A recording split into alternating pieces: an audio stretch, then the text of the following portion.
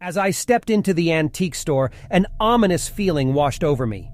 The air was thick with the scent of old wood and forgotten memories. The shopkeeper, a frail-looking woman, greeted me with a faint smile, but her eyes held a hint of something unsettling. Ignoring my unease, I wandered through the labyrinth of dusty shelves, running my fingers over the relics of the past. As I explored, I became captivated by a peculiar item, an intricately carved wooden box adorned with peculiar symbols. Mesmerized, I picked it up, feeling a strange energy emanating from its surface. The shopkeeper appeared at my side, her eyes locked onto the box. "Ah, that's a unique piece," she said, her voice barely above a whisper.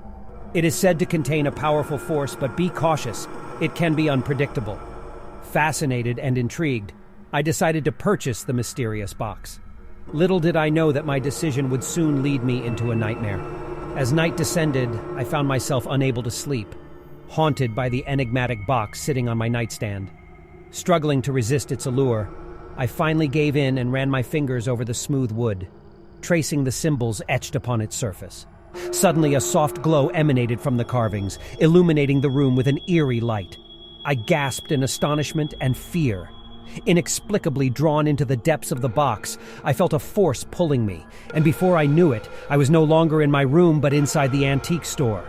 The lights were dimmed, casting long shadows across the shelves, and the silence was deafening. I tried to exit the store, but the door was locked and the windows were barred shut. Panic surged through me as I realized I was trapped inside the store with no way out. I banged on the door, screaming for help, but my cries fell upon deaf ears. The shopkeeper was nowhere to be found, as if she had vanished into thin air. Desperation engulfed me as I searched for another way out. As I roamed the store, I noticed the items on the shelves had changed. Some were darker and more sinister, exuding an aura of malevolence. The antique store had transformed into a twisted version of itself, and I was its unwilling prisoner.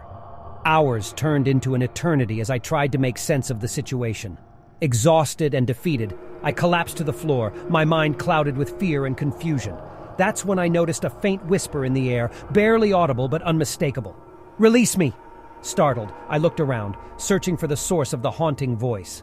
It seemed to be coming from the wooden box I had purchased. I grabbed it, clutching it tightly, and the whisper grew louder, more demanding. "Release me!"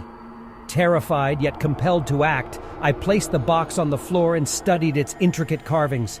As my fingers traced the symbols, a surge of energy shot through my body, and the box began to vibrate. The shadows in the store seemed to dance, and a chilling wind swept through the room. A wave of realization washed over me. The box held a malevolent spirit trapped within its wooden prison, and it sought to be set free. But why had it lured me here? Was I just a pawn in its dark game? Summoning all my courage, I hesitated for a moment, contemplating the consequences of my actions. But as the whispers intensified and the box trembled violently, I made a desperate decision. "I release you," I said, my voice trembling. As soon as the words left my lips, a blinding light burst forth from the box, engulfing everything around me. I shielded my eyes, unable to comprehend what was happening. When the light finally subsided, I found myself back in my room, the box resting innocently on my nightstand once again. Had it all been a dream? An illusion? I couldn't be sure, but the fear lingering in my heart suggested otherwise.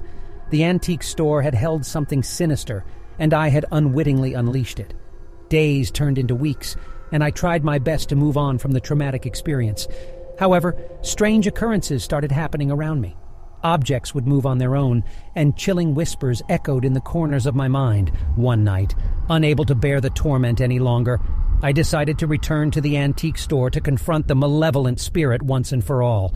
As I stood before the store's entrance, a shiver ran down my spine. But this time, I was ready. With determination, I pushed open the door and stepped inside, only to find the store empty and devoid of the dark presence that had once haunted me.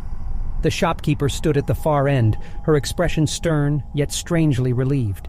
"You've come back," she said, her voice firm. As I walked closer to her, I noticed that the shopkeeper was me.